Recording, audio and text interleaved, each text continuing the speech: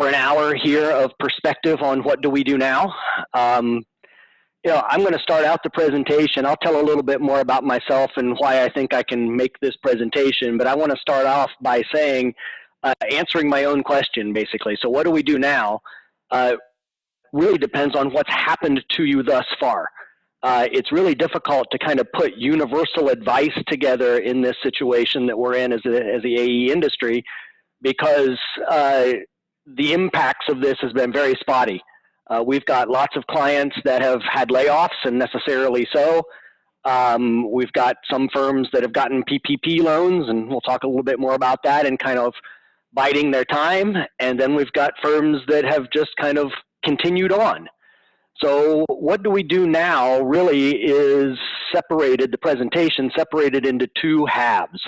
One as assess where you currently are and whether your past, let's call it pre-COVID business practices facilitated doing something different soon, or whether or not there were kind of old habits and bad habits that had snuck back in since our last recession that really need to be addressed as part of the going forward plan. As Holly said, I'm now with 2 CPAs. I think I have a pretty unique perspective because of my path through the AE industry. I see people on the screen and faces that I recognize. Maybe this is your fourth downturn as well, but I came out of Capital University with my nice and new shiny MBA in the early 90s, not knowing a darn thing about AE firms, and of course ran headlong into that recession, early 90s. Joined a mid-sized AE firm, big A, little e, that already had dug themselves a deep hole, not beknownst to me, and had an owner who refused to stop digging.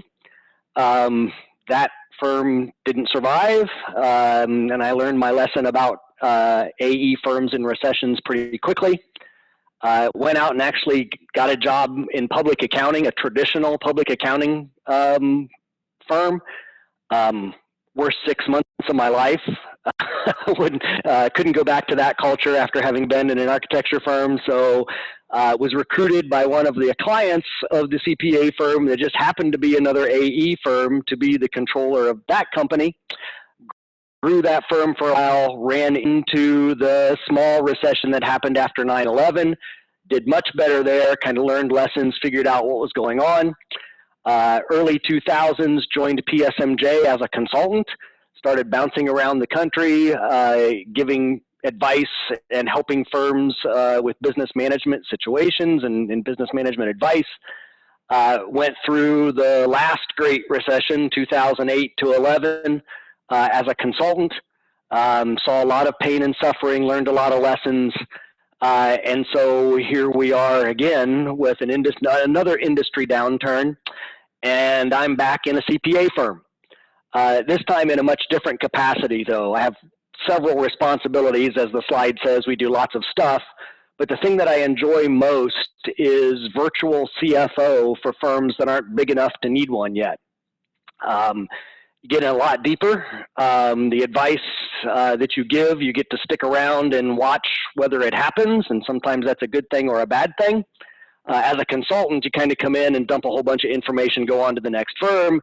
As the virtual CFO, I've got a very unique perspective into all of the clients' kind of inner workings and how they're dealing with this.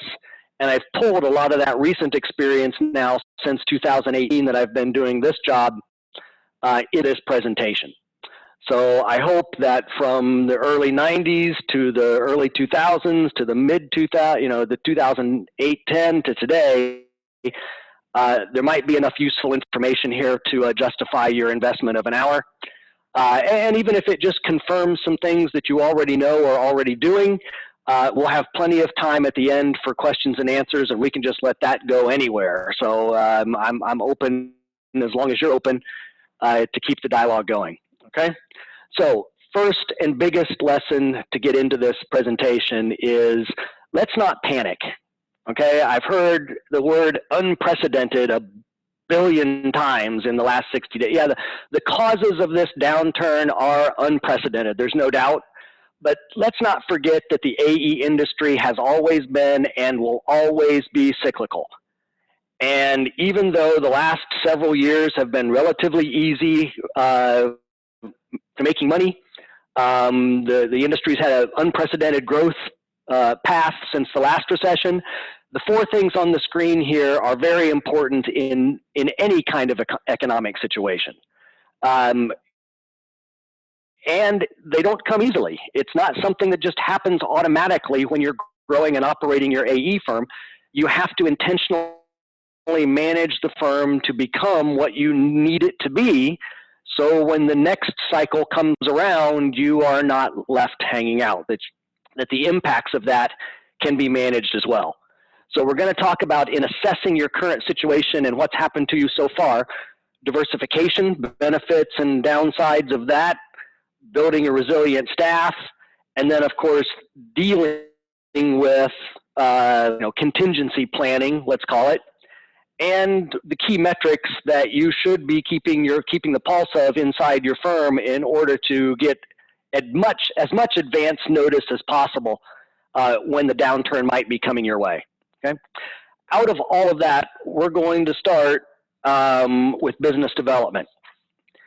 And a lot of people have asked, I made this presentation to other groups, why are we talking about business development practices first? Well, there's four main reasons why BD is so crucial to an AE firm, other than the obvious one, and we need work to do, okay?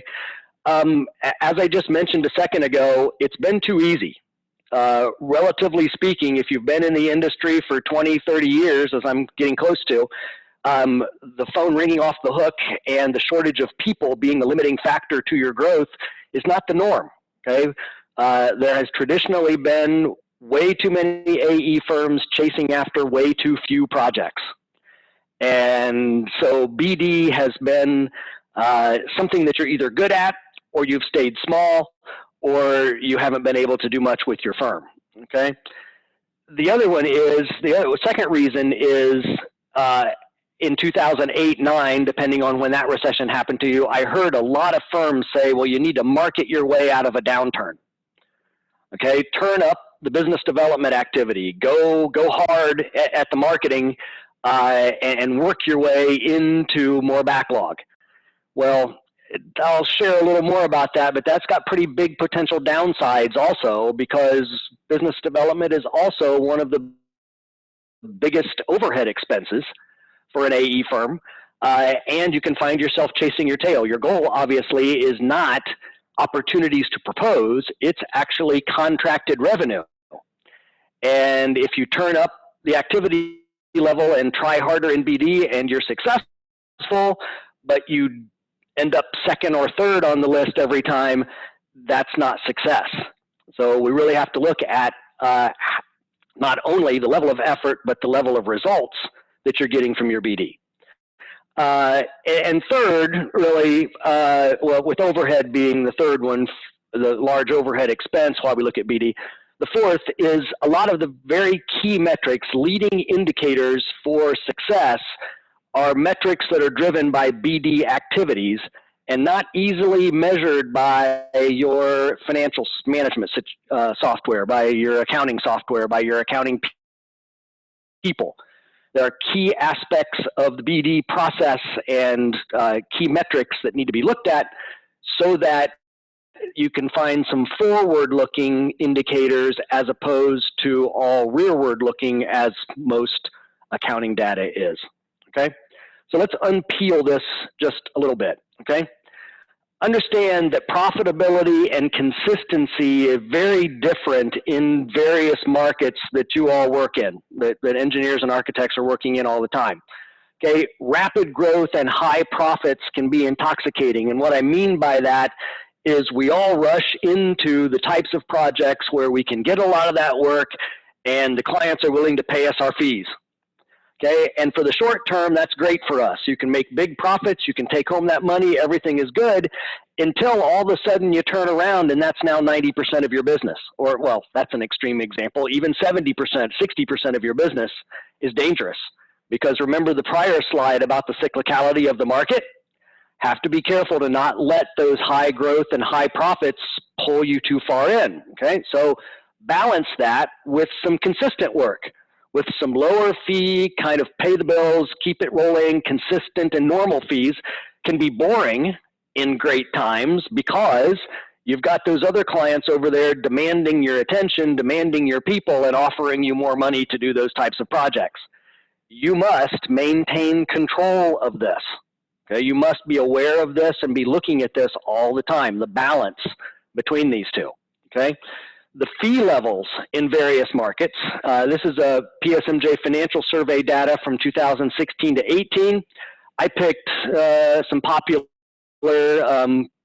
project types, client types there on the left, and just did a quick study to the median and average direct labor multiplier. Direct labor multiplier being the fee that you would charge each of these types of clients and the differences. And you can see median and averages vary somewhat inside markets, but from market to market, you look at example of the housing and the healthcare and transportation. Transportation's tough to get up to a 3, pretty usual to get 3+, almost 3.5 in housing. Okay, so understand that those market forces pulling your firm require balance. Yes, you could pour everything into the housing side, which I'm sure some people have. You can go all into water, whatever the case may be. But you're going to recognize very significant fee levels, different fee levels, and very significant differences in profitability because of those projects. And again, understanding a balance is necessary because this is what happens. Okay, the average growth rate for those same markets over the course of 2015 to 18 changed during the last recession, 2008 and 11, that's the column to the right. If you're where industrial, for example, 46% growth to -7, and housing +51 to -27. But water, wastewater, +49, +42. Okay, energy, no drop. Okay, developers, commercial users, I'm sure you can see a pattern here.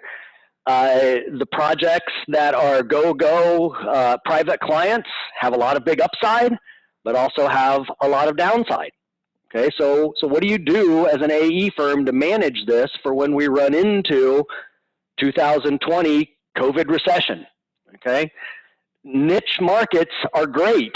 You know, you get a chance. The pros and the pros of specialization, more pull-through marketing. That means clients come to you.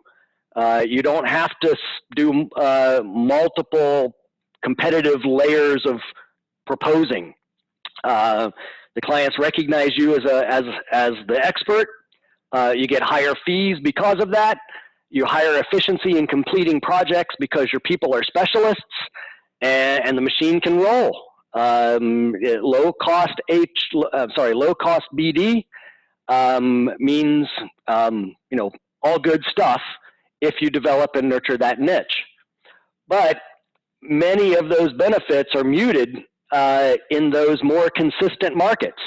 If we jump back and look at the markets that have got consistent growth in good times and bad, at least in the last recession, transportation, water, wastewater, government-funded projects are subject to FAR, right? We'll talk a little more about FAR when we talk about working from home here later in the presentation. But at some point we gave the government clients the impression that our overhead was way too big, and now we've got FAR. And that, of course, limits the amount of profits, much more likely to be hourly or cost plus, as opposed to fixed fee contracts in this market. That's changing somewhat, but opportunities to innovate and be out there on the cutting edge versus tried and true solutions, all of this pushes you back more towards those consistent, less profitable, but more consistent markets. Again, managing this is something that, either you've done a good job at this or you might find yourself in a mess today because the market that you were pushed into. So for example, CFO of a mid-sized architecture firm that has put a lot of energy, almost exclusive niche, into senior living. Senior living mostly on the for-profit side, and everything has stopped. Okay, doesn't look like it's going to come back anytime soon, and so there's a very different set of decisions, very different problem that needs to be solved there in the clients that I'm working with that are transportation-based, for example. Okay, so how do you balance this? How do you know? How do you work in new markets? Well, right now, there should be, or there will be, some people that have been out there on the market and might be opportunities to bring them into your firm. Okay, recruitment has always been a problem. It will continue to be. We're not making any additional engineers during this time, so the shortage of people. And I guess so. My lesson here, my lesson to be learned here is keep the help needed sign in the window. Just in case that special person comes by and it's a diversification opportunity. Another thing I'm not necessarily recommending, although I do a lot of it, a lot of firms, again, are making acquisitions or looking to make acquisitions during this time to support, take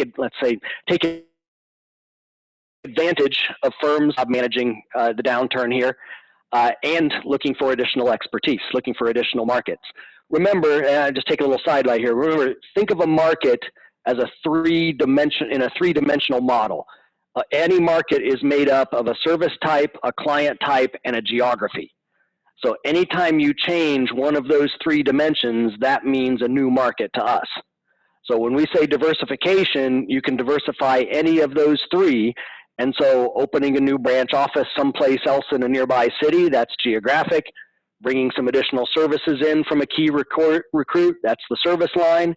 Taking the services you have to a new client, all three of those are successful diversifications. A good balance, and of course it's difficult in small firms, more recession, I would say recession proof, let's say recession resistant. That's almost hard to say. Because, of course, you never know just what sector is going to get hit hardest when the downturn comes. Having too many eggs in one basket at any time and kind of being asleep at the wheel and enjoying the benefits, which can be substantial, again, sets you up for a very difficult situation when we try to manage a downturn. And we'll talk a little bit about this. I realize, of course, I'm telling you all of the things that you should have been doing right now, and of course, that's not very beneficial being sitting where we are today, but we're going to turn the corner here on the presentation soon and talk about making a plan to adjust your situation for success in 2020 and 21, and hopefully we don't have to worry about it much further than that. Okay, so that's take a look at your BD situation. Now let's take a look at your HR function. Another place that is crucially important to manage because, of course, human resources, your people, between what you pay them and the benefits you provide and all of that is your largest single source of expense.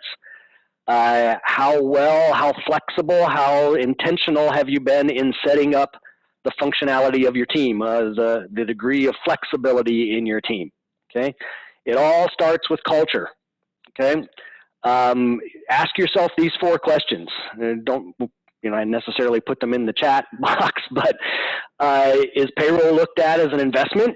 Have you been investing in low quality assets? And of course, by assets, you can put employees in there, and that can be a rough question. That sounds a little brash or unfeeling, but a lot of firms that I've consulted with and our clients currently responded to the shortage of engineers in the marketplace by lowering their standards or lowering their performance standards inside their own firm and tolerating poor performance because at least they're getting some work done. Okay, how has your firm been able to recognize good from bad over this period of time? If you need to make a cut, not necessarily there yet, but if there is a reduction in staff coming in your firm, who will it be and how will you do it? And how will you do it in a way that keeps your firm strong to rebound out of this this really depends on how well you have been paying attention to HR issues inside your firm. Okay. What that looks like is, of course, an attitude in management to make sure that performance at an individual level is being tracked as well as a company level. Performance means more than just current profits when we're talking about individuals. I mean, it's not, yeah, of course, they got to make money, but you want growth, you want initiative, you want self-identification, self-analysis. All employees need objective and subjective goals tied to that career development path. And you've always got to balance then individual goals and company priorities. I know many firms that a conversation about that with any individuals happens infrequently, if not at all. And it's very common in the AE industry for that to happen because we're notoriously bad at talent and performance management. Okay, a lot of firm owners that are engineers, architects aren't wired for the interpersonal aspects of this. You don't want the touchy-feely stuff about career development and dealing with performance reviews and things like that. But because of that, it's a challenge and an opportunity for our industry. If your firm is good, or you have somebody who is good, or you've got a good HR system, you have got a competitive advantage in a good market or a bad market. Doesn't matter. This can be a differentiator for your firm and pays very significant benefits when it comes to managing a downturn. Okay, and it doesn't have to be that hard. Okay, it's definitely different than the technical side of your brains, but if you've got the right culture and you've got some functions that are built in with people that are good at this, your culture can actually police itself. Okay, are you implementing on a regular basis proactive recruiting and hiring practices? You know, what do we need now versus what will we build our firm? The back end of that, building your firm, has got to stay the focus. Then when you're evaluating, who's got to go and who's going to stay, the firm builders hopefully outnumber the folks that had to be hired in a rush, and you've got some choices. Okay, then you create high expectations for performance. How performance is defined is multidimensional. We could spend days, other presentations on that.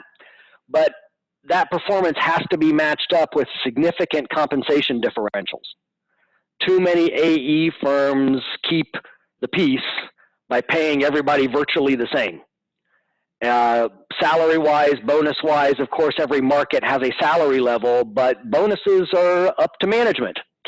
And of course, your high performers should be identified by high compensation, but you really have to be careful about what talents and behaviors you are rewarding to not create confusion inside the firm.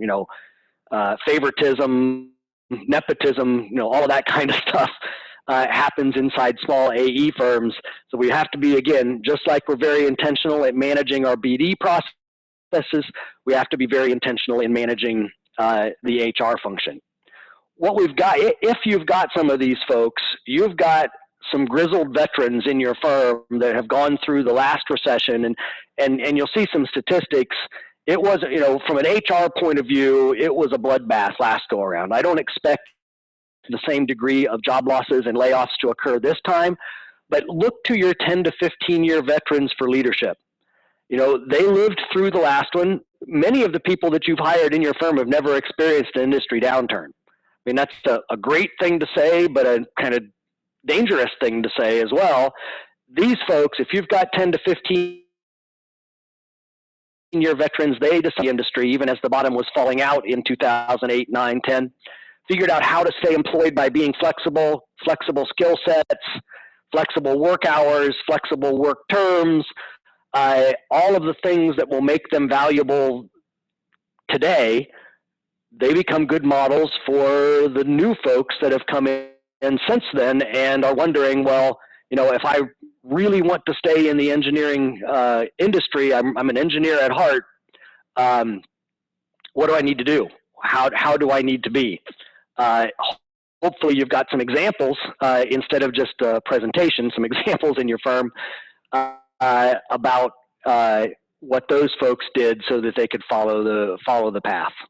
Okay, so those are just two big ideas, big areas of management, BD, HR, where you've probably set yourself up for success or difficulty coming with the next part of this presentation, which is making a plan. Okay, making a plan before you need one. If you were one of the firms that got a PPP loan, you bought yourself some time. If they extend the period for the PPP loans for forgiveness, as I hear that they might, you buy yourself a little more time. However, this economy is not snapping back. I think most economists and most people at ACEC that watch this stuff on a national basis, it's going to be localized to some degree, but we're going to have what they call, I believe, the Nike swish shape recovery, not the V. Depending on whether or not we open up too quickly and there's another spike, we might have a W, which is down, up, back down, and back up.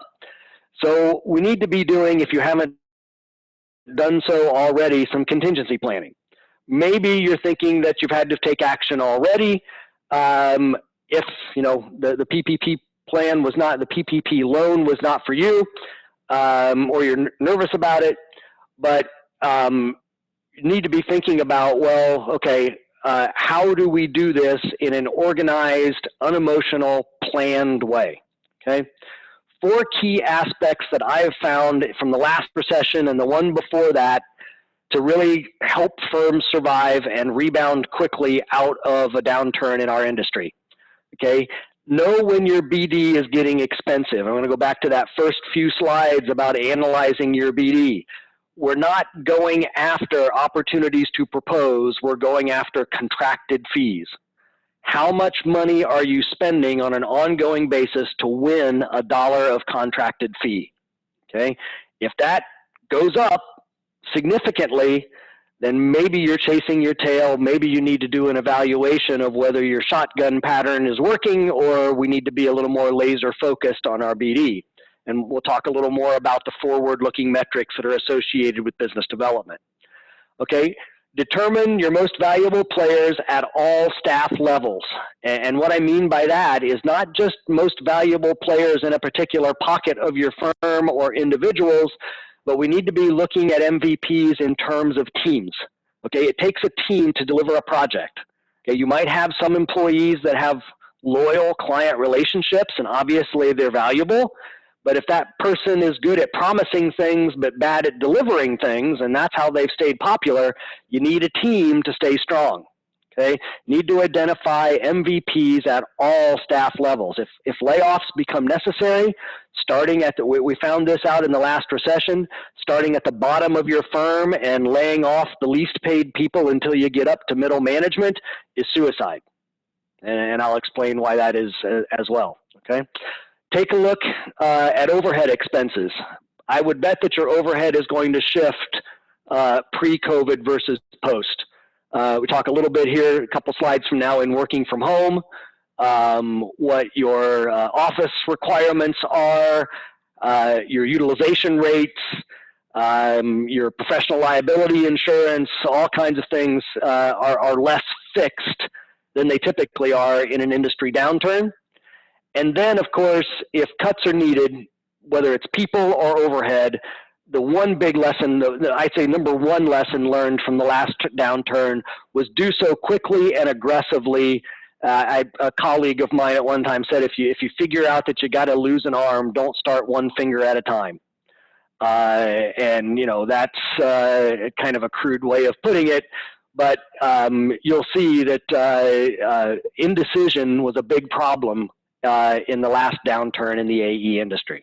Okay, so first, talk about prioritizing your BD efforts and expenses in a way that is going to be recession friendly or downturn friendly. 3 considerations. What markets do you expect to stay strong?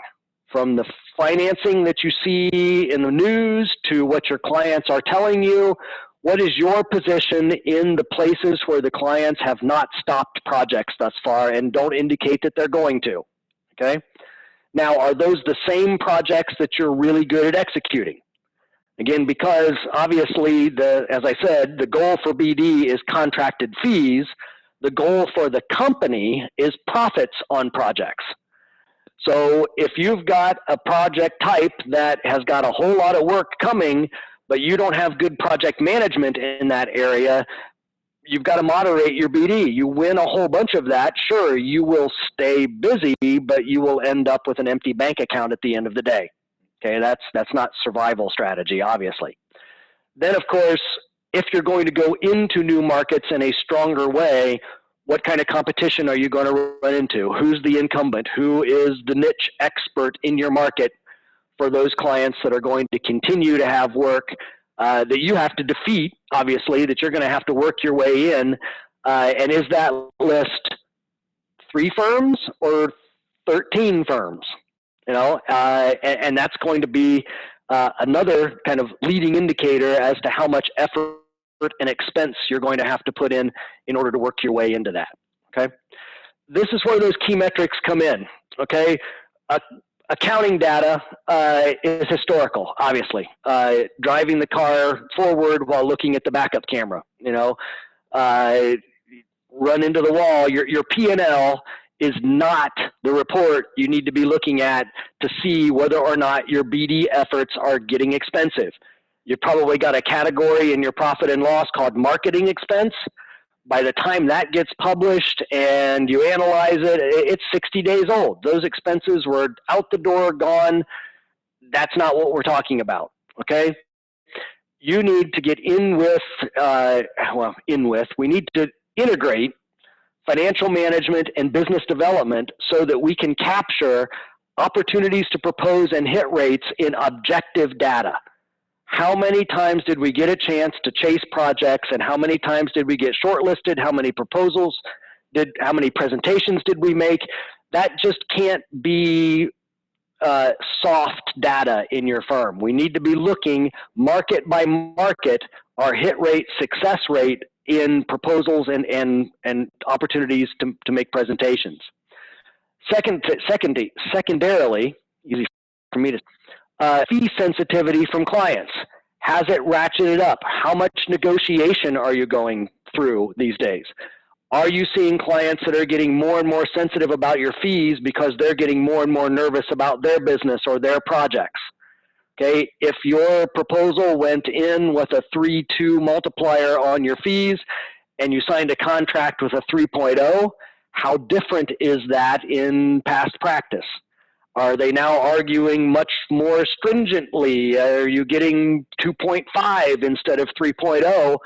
Again, market by market, there needs to be a spreadsheet someplace in your firm that is measuring this stuff. Because all of these together are going to start directing you in the place where your BD expenses and effort are going to be most effective to keep your firm's head above water. Okay? We're looking for the quantity and quality of backlog. Almost every firm that I've dealt with can tell me their quantity of backlog. Okay, we got 6 months of backlog. We've got $2 million in fees under contract. Okay, how much profit is built in to your 6 months of backlog? Did you have to negotiate ridiculously low fees in order to get that much backlog, and so now you're just going to stay busy but produce no money in the end? Okay, are those clients at the edge of a cliff? Sure, you've got 6 months of backlog, but then there's nothing after that because the clients are stopping. Quality is much more important in a downturn than quantity. And obviously, over the last, 10, 12, maybe 15 years, backlog hasn't been the problem, right? It's all been pretty high quality. We just roll through our contracts. A lot of firms we have found have fallen asleep at the wheel in this area and really can't tell us and haven't looked at the quality of the backlog in some time, okay?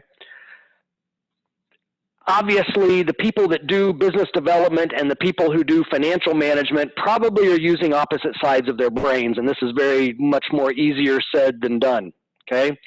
But understand that tying your financial success, your ability to sustain your operations from a money point of view, to those metrics in BD takes cooperation between financial management and business development.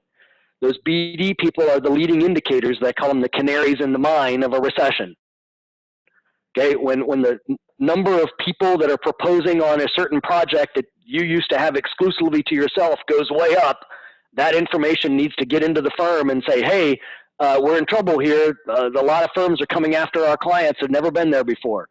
If they have to negotiate aggressively, like I said a minute ago, can't miss that key data in the BD process, and you've got to compare your investment in business development to your contracted margin.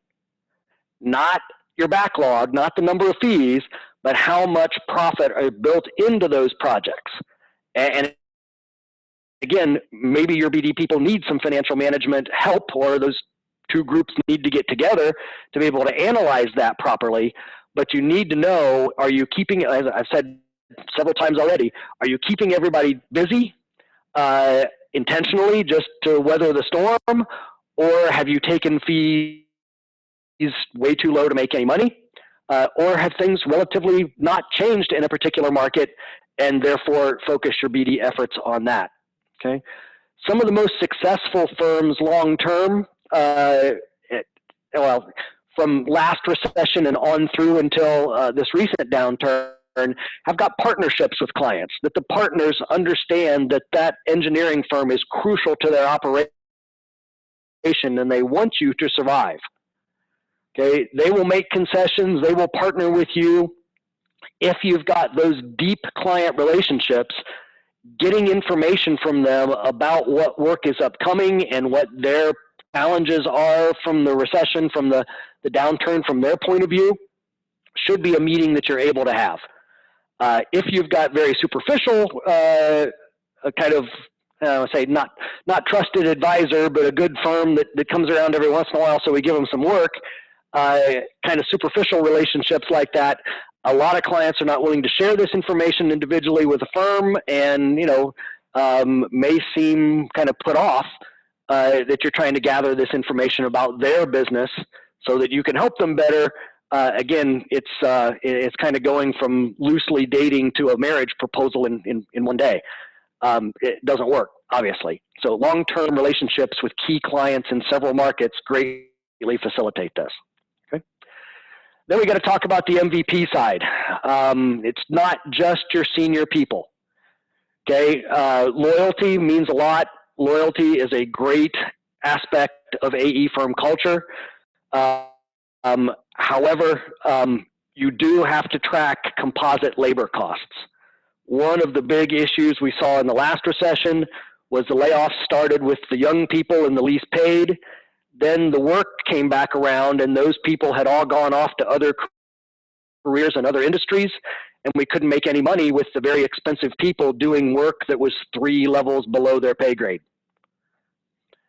You can't take your principal level people and put them out on your survey crew and say, hey, go make money. Okay, if you've got drafting people and you put all of your senior PEs on your MicroStation or your AutoCAD, it's not going to work. So you have to look at versatile skill sets and attitudes, because we don't know what markets are going to develop and which ones are going to lag in your business. If you've got employees that have got those loyal client relationships with those clients that are willing to share that detailed background information, do not break up those relationships. That's a key pathway into the information that you need, and a very valuable employee that needs to be protected, okay, in this process. Okay? Understand, of course, that as you're judging who would have to go and who would have to stay, and again, I'm only talking conceptual here. We're not taking action yet. This is making a plan before you need one, remember. Having 40 hours of work does not mean they're being totally utilized, okay? A lot of resource planning software, I don't know if you use some Microsoft project or something like that, believes that every engineer 1 is interchangeable with every other engineer 1, and engineer 2s and engineer 3s make a little bit different money, and they're very mechanical plug and play little machines to stick into the project. You know, obviously, that that's not true. Skills experience, cost, work attitude, habits. You've probably seen significant differences in productivity and attitude between employees during the working at home. Obviously, it's greatly impacted by the size of your firm, where small firms have to have utility players, let's say, a much greater quantity, and can't have the specialists necessarily. But understanding that there is a quantitative and qualitative assessment of your MVPs, and that all has to go into the analysis of who's going to help sustain your firm best in the long term. Okay. Most overhead is related to those labor expenses. Obviously, you guys know this. 50 to 60% of all overhead expense is indirect labor, benefits, things associated with employment. Okay, that stuff gets added, comes off relatively flexibly, but greatly impacts your ability to produce work and make money and win work. Okay, so it's got that complexity built into it. If you've got complete underperforming business units, that's just another form of overhead. Okay, and we could again make a whole additional hour, 2-hour presentation on evaluating business units and defining underperformance.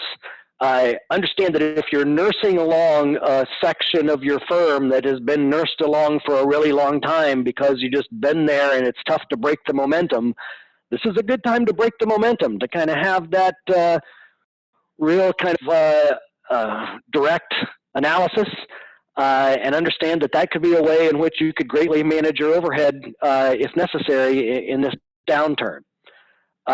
We've seen a lot of office, land, business building owners, professional liability insurance people. A lot of contracts aren't so fixed in a recession. They want you to survive. They need you to survive. A lot of things can be renegotiated. But one of the things that we have to really be careful of is spending a whole lot of time to save nickels and dimes. You know, I see a firm go through and eliminate all magazine subscriptions. Okay, well, great. Which ones do we read? Which ones don't we? And have a big debate in their board meeting about what. Okay, that's penny pound. What's that called? Penny foolish, pound. No, other pound wise, penny foolish. Well, whichever. It's a waste of time. I should have my sayings down a little better. But anyway, understand that the amount of time and energy spent here analyzing the business has got to be met with the benefit, has got to be a worthwhile expense, because again, the indirect labor that you're spending to figure out all of this stuff is the number one expense. So cutting one while doubling the other just keeps you marking time. Okay? So again, managing people expense, overwhelming dominance in your overhead position, overhead expenses, not the only form, but again, having a very intentional way of looking at that is crucially important. Okay? So let's talk about one thing that is unique about this process thus far, this WFH, working from home. You guys realize, and I'm sure many of your firms already had policies. Just a quick informal survey of our clients found about 30% of the clients already pre-COVID had a policy that allowed people to work from home in some capacity. Maybe not every single day, but facilitated that. Okay, the attitude, we work at the office and we don't work at home, had already started to break down. This is a trend we think is going to continue. It's going to have impacts on all of this, your ability to produce work, to win work, to deliver work, to manage your people. This is going to have significant changes to the management of, cause significant changes to the management of an AE firm. I'm not basing or recommending long-term changes based on the short-term feedback that we've got so far, because the story's not done yet. We can't draw many conclusions until we get a bigger sample size, but it appears that utilization has increased in most firms because of working at home. Obviously, the investment in technology is changing, much more cloud-based, getting more comfortable being cloud-based.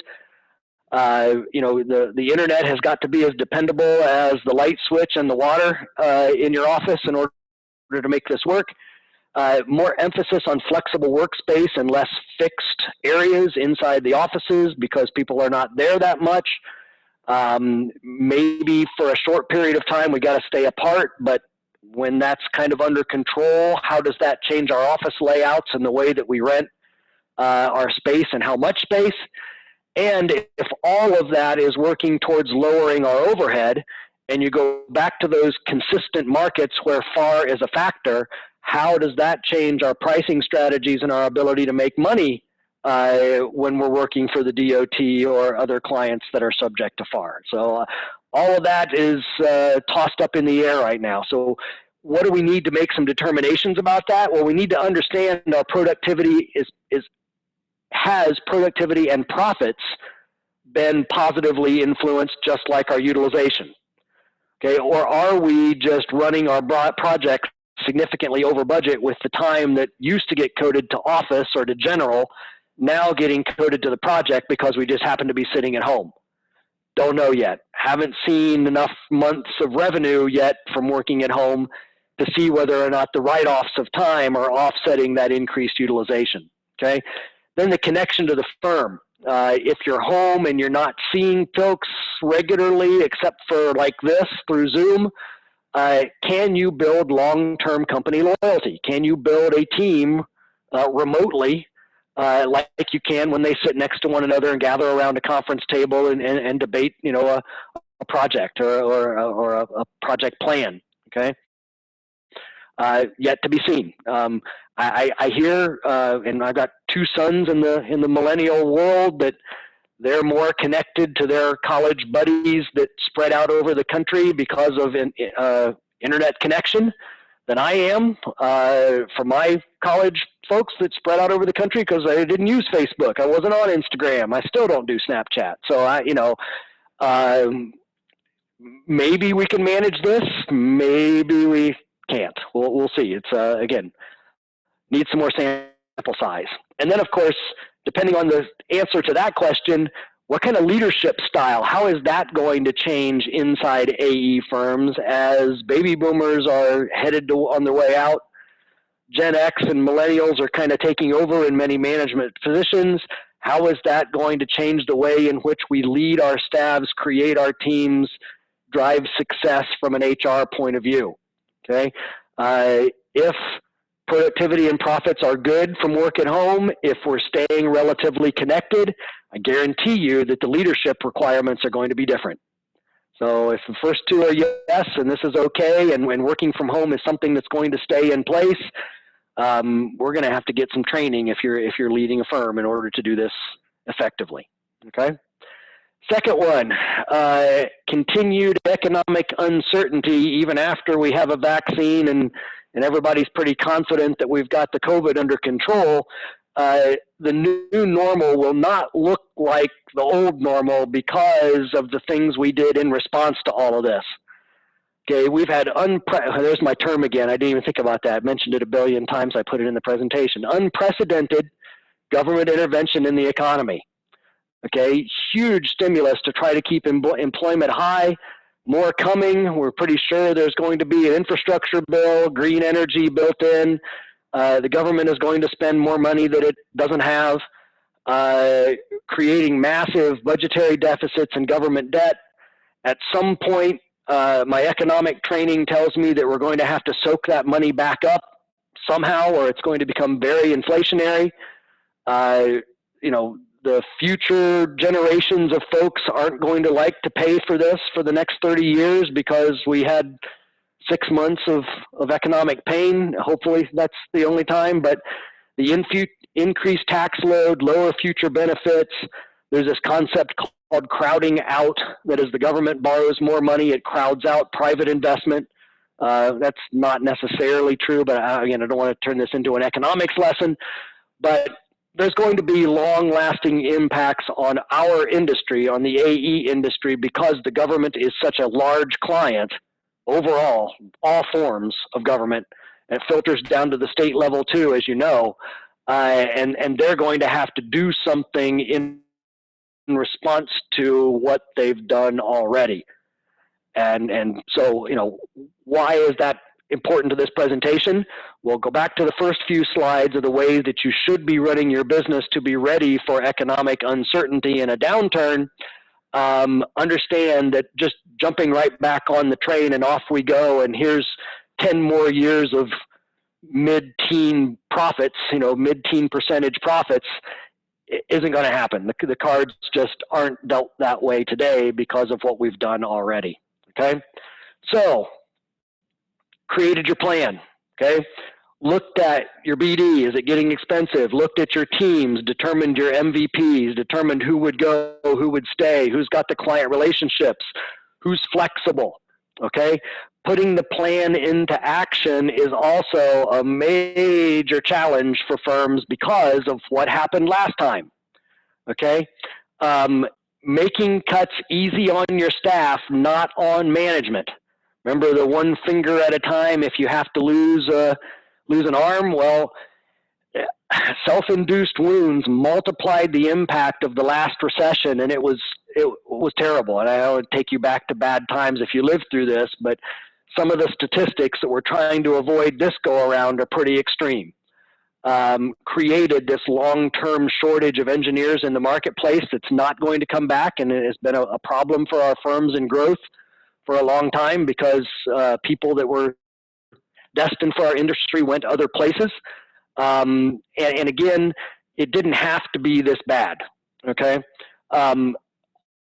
Indecision was the #1 killer of AE firms, at least in my experience, as I was consulting with them for all of the recession from 2008 when it started with the very first firms all the way through 11 and 12 when some public firms started to feel it. They're holding on too long because the client said, we know we're going to do work here. We promise it's coming. Please be ready when it comes. Holding on too long for culture because you've never had major layoffs before. It's been so long and you can't wreck your firm by laying people off. Or making it easy for management by doing it in small increments and only taking care of the easy, obvious decisions. Or emotionally, okay? All of this gets in the way of effective decision-making and actually taking action to put your firm on a path to success. So what's the answer to that? You need redundancy and accountability in your plan execution.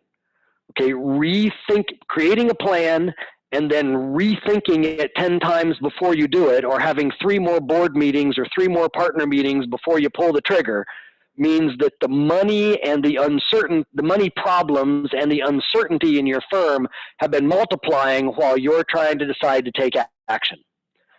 And other firms out there in the industry that are taking action are getting ahead and are already laying the foundation for coming back out of the recession and scooping up your people that are, still uncertain as to whether or not they're going to have a job tomorrow.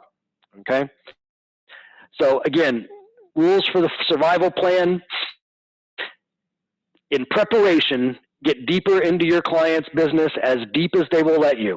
Okay. Diversify your sources of revenue. Even small firms do not get punch drunk, do not get buried by work that is easy to get and high profits, okay? Build a war chest proportionate to your backlog. Now, we've seen most firms be a little more conservative with their profits, and yes, some people have had some pretty big distributions over the last few years, but we've also seen some strengthening of the balance sheets. I think the industry today is in a better position from a capitalization point of view than we were in 2008-9. But in any case, go have a talk with your banker. What comes after the PPP loan? Okay, is it more government stuff? Is it line of credit? Your bank is not the problem this time. Last go around, they were all over leveraged, danger of going out of business. The financial sector led the recession.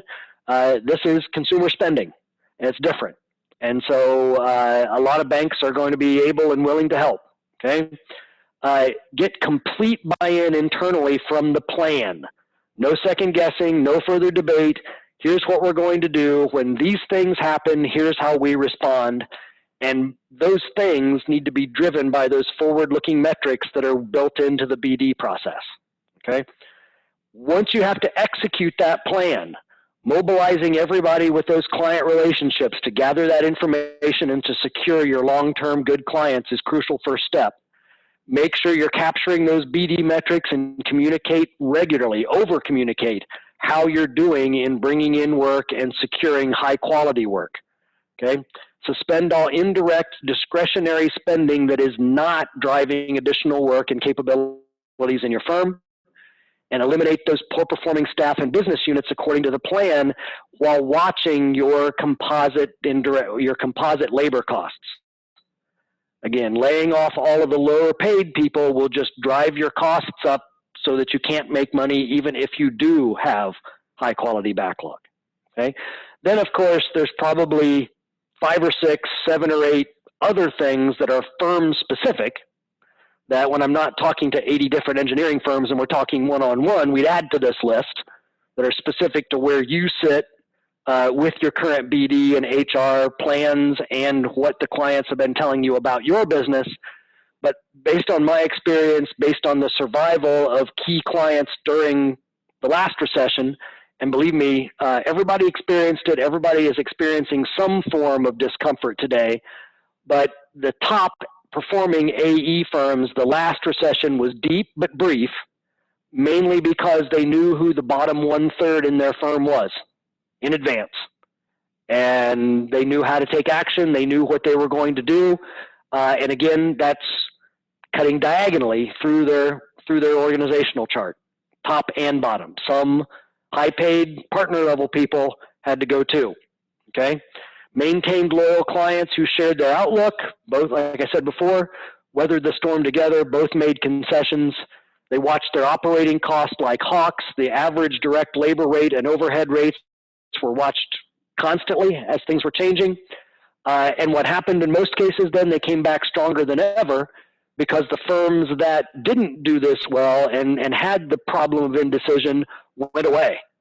And so when those clients started to issue more and more projects, needing more and more help, there were only a fraction of the number of engineering firms left to serve them. And they got back to pre-recession revenue and profits in most cases within 2 years. And then, of course, you know what has happened since then. So again, maybe some of you are in this bucket already, and I've confirmed a lot of things that you're already doing, and you've got your plan and you're ready to go. But with that, I am open for questions, comments. Holly, I'm not sure how long we're allowed to stay on Zoom at this point, but I'm good for as much as we can get the questions in and still have people logged on.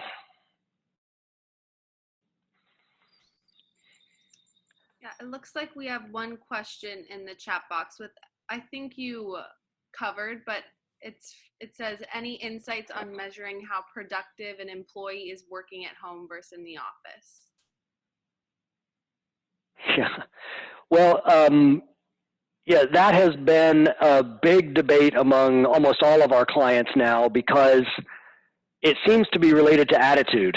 And what I mean by that is if an employee is sitting in his office or her office and is interrupted from a project, they're working on the project and they've got something now they got to do, an internal meeting or something goes by, they stop coding their time to that project and put it to the office, put it to general on their timesheet because the business interrupted their project. Something in the, when it's a load of laundry or a barking dog or a kid that needs attention, the house interrupted the project and people don't put that on their timesheet. It appears to us that a lot of time is being coded to the projects, even though there's just as many interruptions or maybe more interruptions at home than there are in the office. And if that's true, then we won't see productivity and fee production go up nearly as much as we're seeing utilization. But because of the self-policing nature of utilization and employee, making a judgment about how their time is going, we've seen more billable hours, but not necessarily additional revenue being created from that. Okay. Another question we have is, can you review the BD metrics that are most critical for firms to track? Sure. Yeah, absolutely. So again, organize your BD efforts into markets first. Separate markets from markets because you'll have different metrics in each market. And again, a market is a three-dimensional item. It's client type, service type, geography. Anytime one of those three change, then you're not comparing apples to apples anymore. So you can be civil engineers in Columbus, Ohio, working for the DOT. That's a market. Civil engineers in Columbus, Ohio, working for commercial development. That's different. Okay, so start with that. Then track the number of opportunities that you have in dollars, not just number, but capacity of proposals and opportunities to propose in each of those. And obviously the public stuff comes out on kind of a predictable cycle, but making sure that you're tracking the number of opportunities per market, how many short lists you make, how many opportunities for presentation, and the cost of all of that to make sure that then you can measure the amount of fee that's coming in each market as compared to the amount of effort and energy and expense that has gone out in each market. And I know that some firms use CRM software that's got some of that. Deltek CRM is pretty good. Microsoft has got some stuff, but the firms that do it the best, it's on Excel, honestly. I wish there was a better answer. But it really means that the BD people are not allowed to be loose with their efforts, that there really needs to be a lot of intentional measurement and tracking at that upfront part so that you can allocate your time and energy to the highest, best use. Make sense? And again, those are just a few. We could talk for hours for on down in quality of backlog, you know, the amount of fees, amount of profit built in. But if you've got that to start, that'll get you quite a ways into managing your BD expense.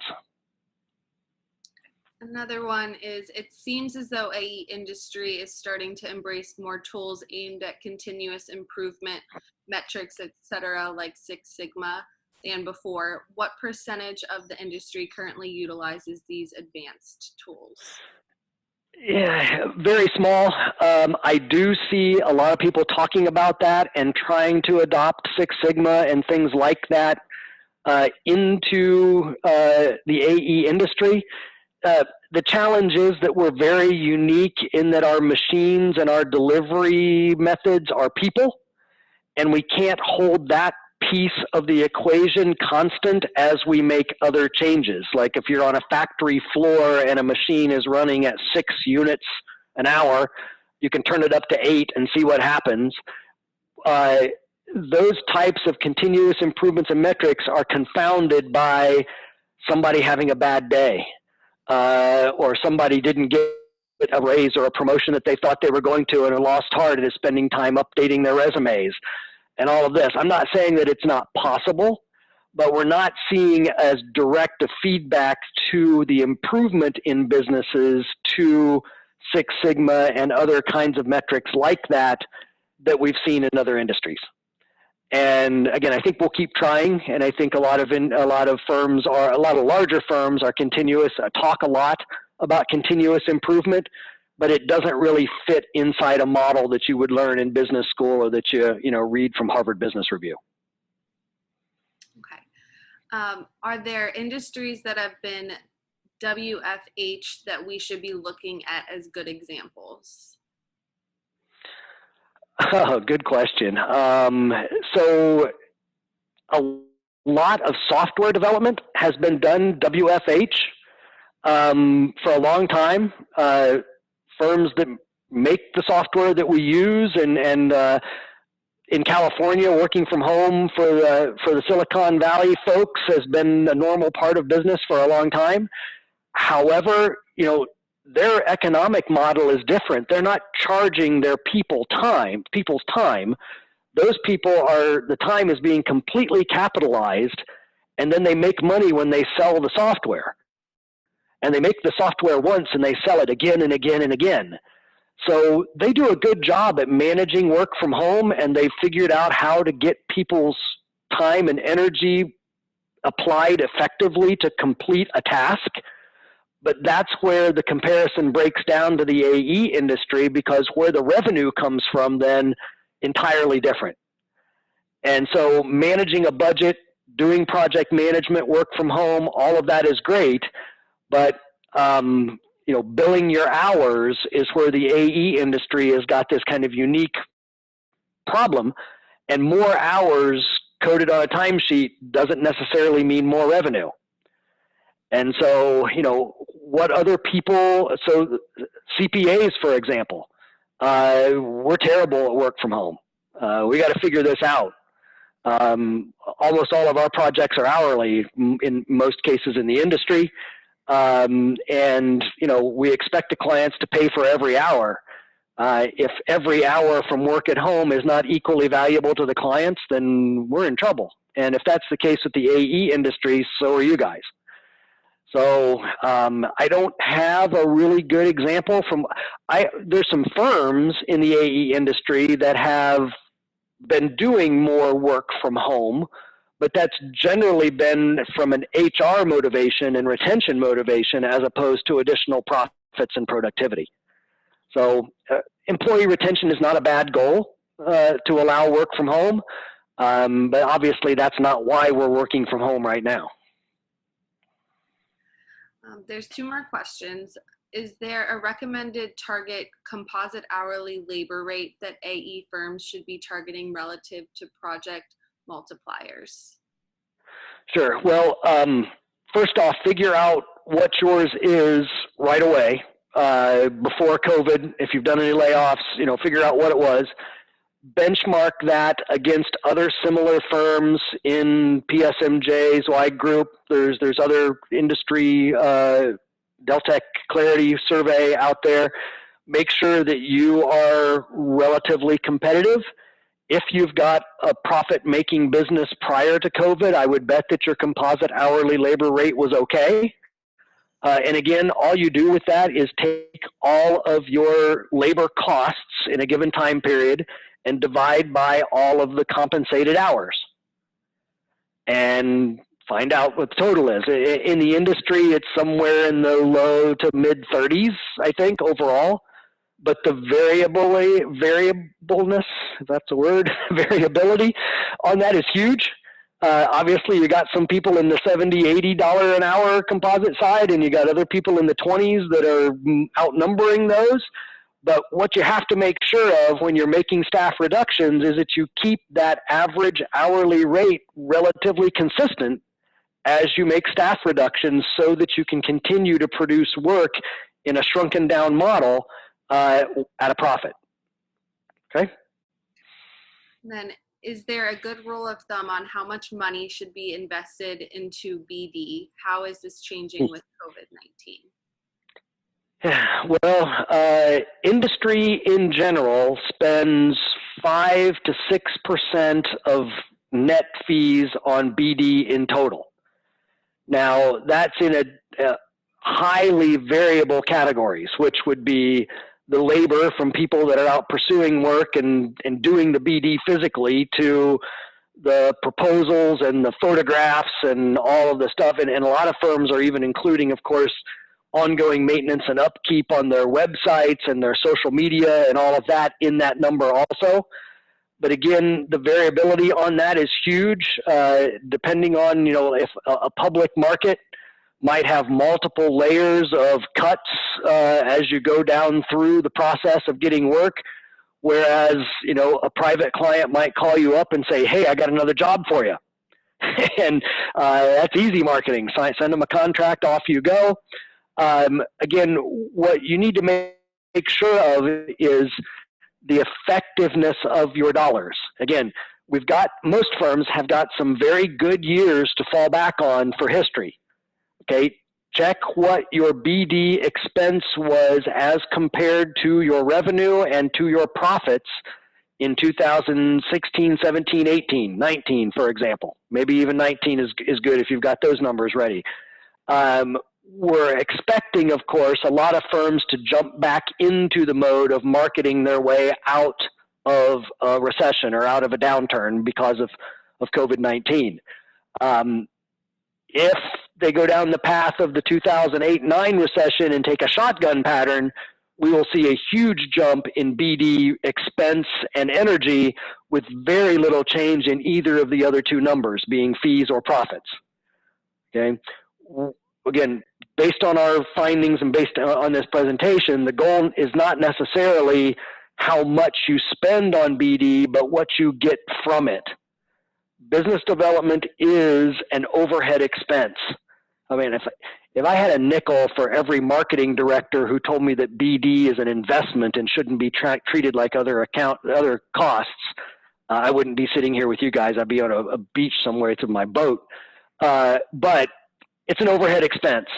So spending as little as possible for as much profit, as much fee, good fee as you can get is always the goal. 5 to 6% of revenue is that number. If it's going to go to 10% in your firm or even 7 or 8, please make sure that you've directed it in places where you know that you can answer those 3 questions. The client's going to have work, you know you are good at delivering it, and you know that there's not going to be tons and tons of competition to fight off. Okay? Then your chances of spending the least amount for the most benefit are much, much better. Okay, looks like that's all the questions we had in the chat box. So great. Well, thank you very much, everyone. We're 15 minutes in, so we spent 75 minutes instead of 60. Appreciate that. Again, contact information is up on the screen.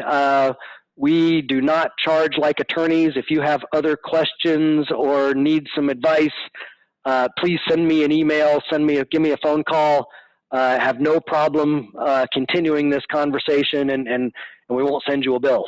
And so, really appreciative of the role that ACEC is playing in helping us as an industry through this, and I don't mean us, my firm, but all of us online, and connecting each other and connecting us. So hopefully we can come out on the other side of this downturn better than we did last time. Okay. Enjoy your day. thank you. Thank you. Thanks. Thanks, everyone. Have a great day.